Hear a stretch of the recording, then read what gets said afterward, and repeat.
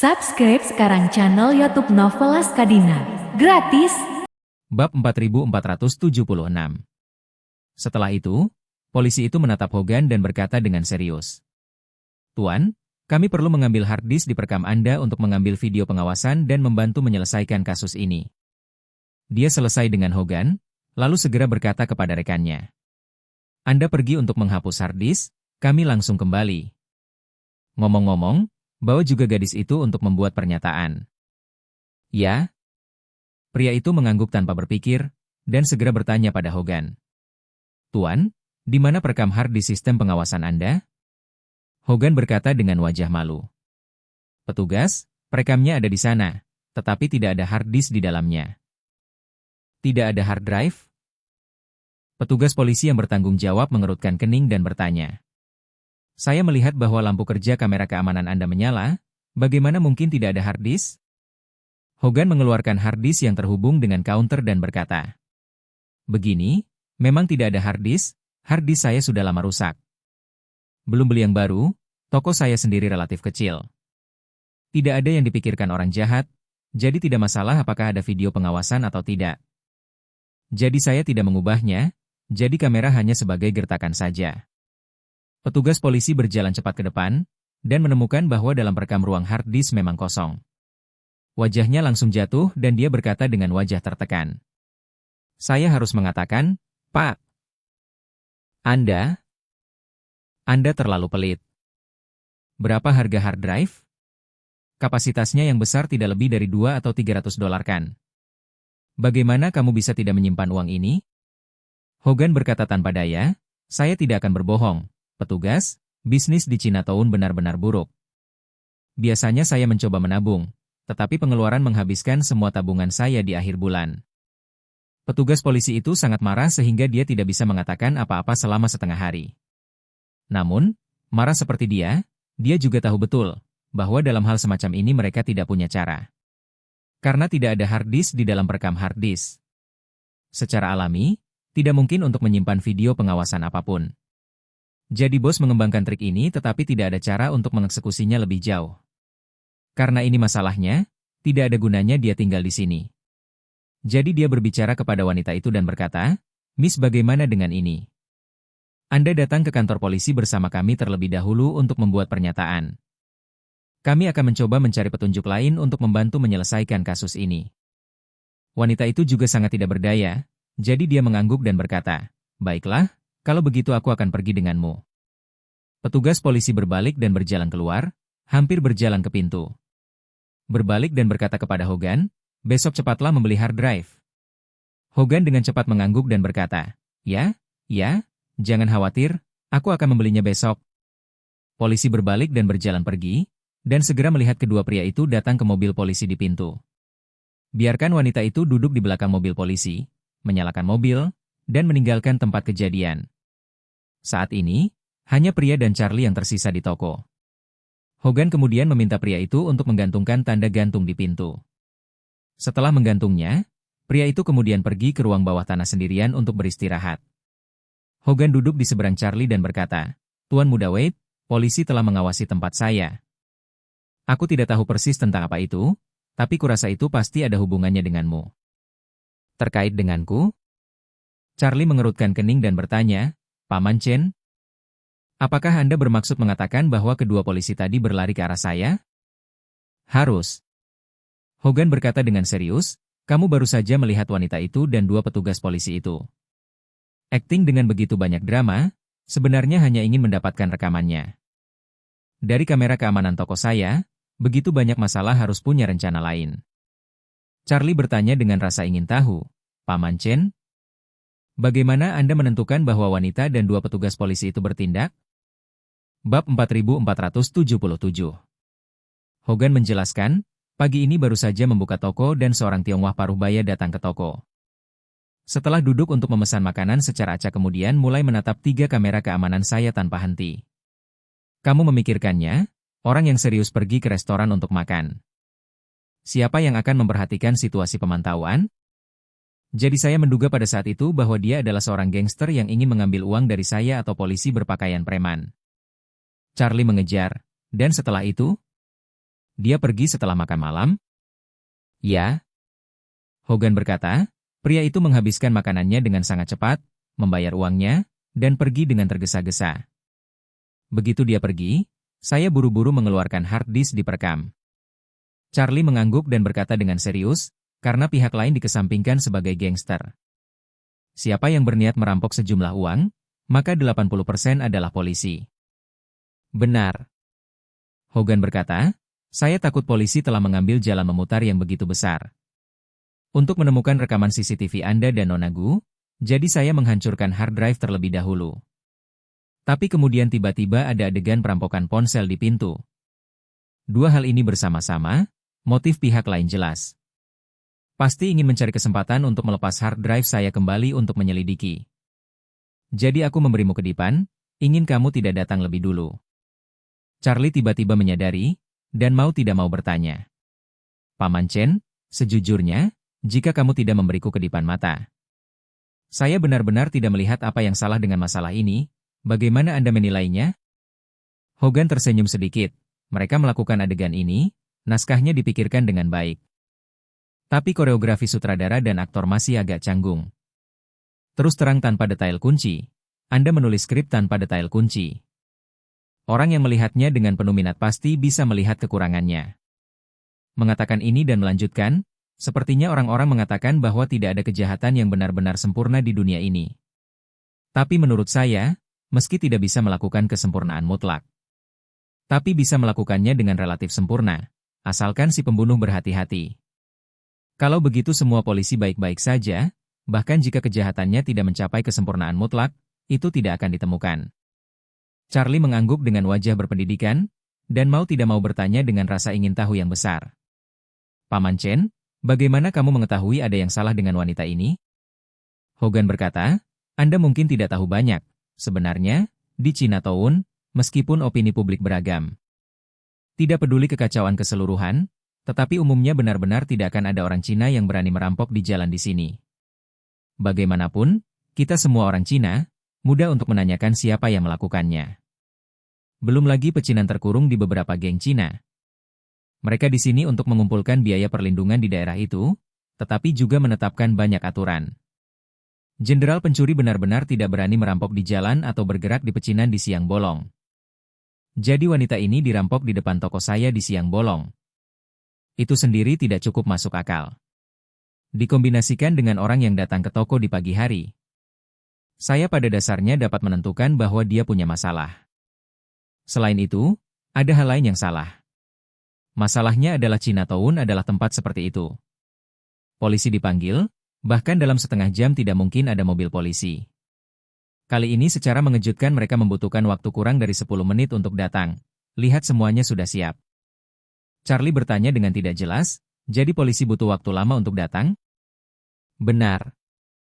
Hogan berkata, di sini, di tempat-tempat minoritas atau didominasi etnis, polisi umumnya tidak diminta untuk datang di satu sisi. Di satu sisi, ada banyak geng, dan tingkat otonomi yang tinggi, polisi umumnya enggan untuk terlibat. Dan juga tidak ada seorang pun di distrik yang mensponsori polisi. Jadi kepolisian itu sendiri kecil, kecepatan responsnya tentu tidak terlalu cepat. Di sini, semuanya berorientasi pasar, polisi juga sama. Setiap distrik kaya di New York dengan kantor polisi New York. Untuk gaji polisi, bukan pemerintah kota yang bertanggung jawab. Bab 4478. Hogan melanjutkan, tetapi orang kaya di distrik kaya bertanggung jawab untuk itu. Dan mereka berpatroli dengan mobil di distrik kaya yang disumbangkan oleh orang-orang kaya. Di tempat-tempat seperti itu, tidak hanya orang yang bertugas 24 jam tetapi juga 24 jam ada patroli polisi. Tapi untuk tempat berkumpulnya minoritas, kami umumnya tidak melihat bayangan polisi sama sekali. Charlie mengangguk lembut dan mendesah, jadi begitu. Untuk orang sepertiku yang tidak mengerti situasinya, aku tidak bisa melihat apa yang abnormal di sini. Charlie mengagumi ketajaman Hogan secara mendetail dan tidak bisa tidak memujinya. Saya kira mereka pasti berpikir bahwa mereka telah tampil sangat baik. Mereka hanya tidak berharap bisa bersembunyi dari matamu yang cerdas. Hogan melambaikan tangannya dan berkata dengan rendah hati, Tuan Muda Wade memuji saya. Bagaimana saya bisa dianggap memiliki mata yang bagus? Tapi saya sudah berada di Chinatown selama bertahun-tahun, jadi saya terlalu akrab dengan tempat ini. Hogan berkata, dan tersenyum tipis dan berkata, tidak berlebihan, kamu tinggal di suatu tempat untuk waktu yang lama. Bahkan jika anjing tetangga menggonggong lebih dari biasanya, Anda dapat menyadarinya. Saat dia melanjutkan dan bertanya kepada Charlie dengan prihatin, Tuan Muda Wade, mengapa polisi mengejarmu? Apakah karena mereka memiliki beberapa petunjuk dari Front Cataclysmic? Charlie menggelengkan kepalanya dan berkata, Front bencana tidak meninggalkan petunjuk apapun. Tapi aku sendiri punya sesuatu untuk dipikirkan dan membiarkan seorang gadis dengan identitas sensitif. Bawa anggota keluarga Faye ke New York, aku benar-benar tidak berpikir dengan hati-hati saat itu. Aku secara alami membiarkan gadis itu membawa orang. Tapi diabaikan bahwa dia akan meninggalkan petunjuk setelah memasuki negara itu. Mengatakan itu, Charlie menambahkan, Duncan Lee telah memimpin orang untuk memblokade markas besar grup Faye. Untungnya saya menerima berita sebelumnya dan membiarkan gadis itu pergi dulu. Kalau tidak, seandainya mereka benar-benar menemukannya, semuanya akan menjadi sedikit rumit. Hogan buru-buru bertanya, Tuan Muda Wade, bagaimana situasi spesifiknya? Dapatkah Anda memberitahu saya secara detail? Charlie tidak menyembunyikan apapun dari Hogan, jadi dia memberitahunya tentang seluruh proses. Karena Ruoli mengawal 2 orang dari keluarga Faye ke Suriah. Dan kemudian untuk sementara menyuruhnya membawa mereka ke New York. Setelah mendengar ini, Hogan sedikit mengangguk dan berkata, masalah ini memang sedikit dipertimbangkan dengan buruk, tetapi bisa dimengerti. Anda telah menangani semuanya dengan sangat baik, 1 atau 2 detail kecil yang sedikit dianggap buruk itu adalah sifat manusia. Berbicara tentang ini, Hogan menghela nafas, Duncan kali ini sedikit salah pahamnya. Memblokir kelompok Faye dengan begitu banyak kemeriahan, jika dia tidak dapat menemukan siapapun, hari-hari baiknya akan berakhir. Ya? Charlie mengangguk, aku juga tidak menyangka dia akan bertindak begitu impulsif. Itu juga bisa dimengerti. Hogan berkata, dia dulu terlalu halus. Kasusnya sendiri hampir semua terpecahkan, orang lain yang tidak bisa menyelesaikan kasusnya mereka mencari bantuannya. Dia juga berhasil menyelesaikan kasus demi kasus, ketenarannya luar biasa. Sekarang dia ingin pensiun, dan dia menghadapi insiden besar. Dampaknya adalah reputasi dan citra kerja keras parubayanya dipertaruhkan. Pada saat seperti itu, mentalitasnya pasti akan sangat terpengaruh. Seperti seorang profesor di bidang matematika. Semasa hidupnya semua masalah sulit belum mampu mengalahkannya. Akan bisa pensiun dengan rekor kemenangan, tapi saat ini serangkaian selusin atau lebih teka-teki tidak bisa dia pecahkan. Dan semua orang di bawah podium ingin melihat bagaimana dia memecahkan masalah. Dalam hal ini, tentu sulit untuk mengendalikan keadaan pikirannya. Ini benar-benar seperti itu. Charlie mengangguk setuju dan berkata, masalah ini memang agak tidak adil baginya juga. Hogan tersenyum tipis dan berkata, waktu juga bergantung pada takdir, tidak semua orang bisa mendapatkan kelancaran. Kami selalu harus mengalami beberapa kemunduran, ini hanya masalah waktu, cepat atau lambat. Setelah mengatakan itu, dia bertanya pada Charlie. T.N. Wade, karena Anda mengatakan bahwa Front Bencana Alam tidak membocorkan petunjuk apapun tentang Anda. Lalu mengapa polisi menemukan saya di sini? Charlie berpikir sejenak dan berbicara, seharusnya karena paman buyutku. Bab 4479. Sekarang Charlie memikirkannya. Pada saat itu dia mendengar berita tentang penyakit kritis kakeknya. Saat dia sedang duduk di lantai 2 restoran. Dan kemudian segera meminta Sarah untuk membawa pil penyelamat jantung penyebaran darah ke Los Angeles. Sebuah langkah yang dia buat dan tidak punya waktu untuk menutup-nutupi sama sekali. Oleh karena itu, selama pihak paman buyut mulai mundur dari lintasan Sarah setelah tiba di Los Angeles. Ini pasti akan memusatkan perhatiannya pada toko angsa panggang paman Chen. Hogan bisa melihat ketidakberdayaan Charlie dan tahu apa yang dia pikirkan. Jadi dia angkat bicara dan berkata dengan tenang, Tuan Muda Wade, nyawa orang dipertaruhkan. Kamu tidak punya pilihan lain yang bagus saat itu. Dan bagus bahwa paman buyutmu seharusnya belum menyadari kehadiranmu. Charlie menghela nafas, saya datang ke toko Anda dengan Sarah jika dia menemukan rekaman CCTV. Dia mungkin akan mengenali saya. Saya kira Duncan mengirim seseorang untuk mencari rekaman CCTV Anda di sini. Ini juga untuk mencari tahu dengan siapa Sarah dan apa yang istimewa darinya. Hogan tersenyum sedikit dan berkata, Anda dapat yakin bahwa tidak banyak kamera keamanan di luar Chinatown. Dulu ada beberapa, tetapi mereka dihancurkan, dan kemudian tidak dipasang. Tidak ada kamera keamanan di luar pintu depan toko saya. Dan bahkan jika ada, karena masalah sudut, tidak mungkin untuk menembak ke samping di sini. Mengatakan itu Hogan melanjutkan, kami membuka toko, dan tidak berani menggantung kamera di luar toko. Jadi umumnya kamera paling luar juga dipasang di pintu bagian dalam di atas. Dan kemudian secara diagonal ke seluruh rentang etalase. Tapi karena sudut kamera secara diagonal ke bawah posisi 45 derajat. Jadi paling hanya ke pinggir trotoar saja, tidak bisa menembak jalan tol. Lebih tidak bisa menembak sebaliknya, jadi Anda tidak perlu khawatir. Charlie mendengar ini, dan mengangguk lembut, itu yang terbaik. Hogan berkata dengan agak melankolis, Tuan Muda Wade karena Anda tidak ingin mengekspos diri Anda sendiri. Lalu ke tempat ini, kamu harus mencoba untuk tidak datang di masa depan. Tempat ini telah menarik perhatian paman buyutmu dan Duncan Lee. Di masa depan, mereka pasti akan fokus pada saya di sini. Ya? Charlie mengangguk dan berkata dengan serius, setelah konser Sarah besok, saya mungkin tidak akan kembali ke New York untuk waktu yang singkat. Di sini saya bertemu begitu banyak pengalaman dan saya tidak memiliki perasaan yang baik di hati saya tentang hal itu. Jadi di masa depan, saya akan menghindari kota ini. Hogan tersenyum, mengangguk dengan sedikit melankolis, dan berkata, jarang sekali Anda dapat menemukan kota kedua di dunia ini yang memiliki begitu banyak hal untuk ditawarkan. Apakah itu Wall Street yang glamor atau daerah kumuh? Di mana-mana ada sesuatu yang menjadi ciri kelompok dan aspek negatifnya. Kejahatan daerah kumuh itu lugas, kekerasan, penembakan, teluk narkoba, perdagangan manusia. Tapi kejahatan Wall Street jauh lebih mengerikan daripada daerah kumuh, mereka yang duduk di gedung pencakar langit Wall Street.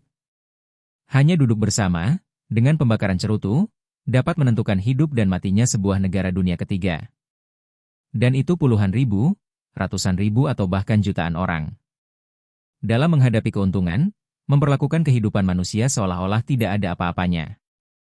Charlie melihat bahwa Hogan juga cukup emosional, jadi dia tidak bisa menahan diri untuk bertanya. Paman Chen, kamu telah datang ke Amerika Serikat selama bertahun-tahun, apakah kamu pernah berpikir untuk kembali?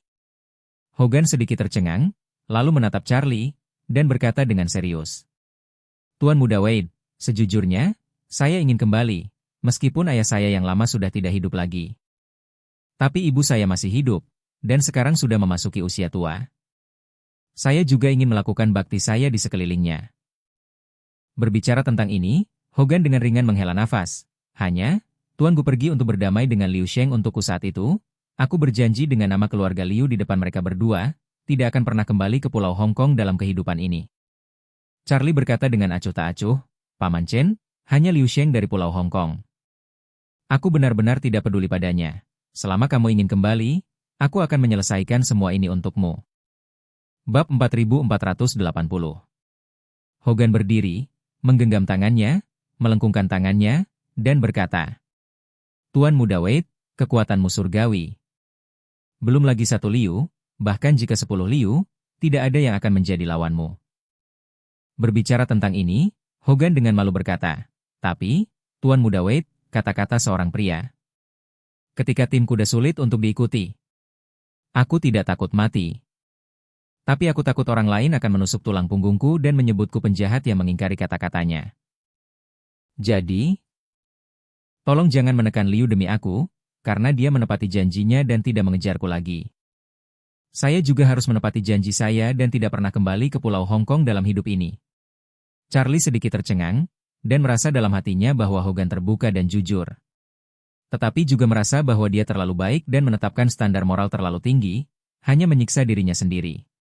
Namun, Charlie bisa melihat tekad di matanya saat ini. Dan tahu bahwa hal ini tidak dapat dilakukan sesuai dengan ide-idenya sendiri.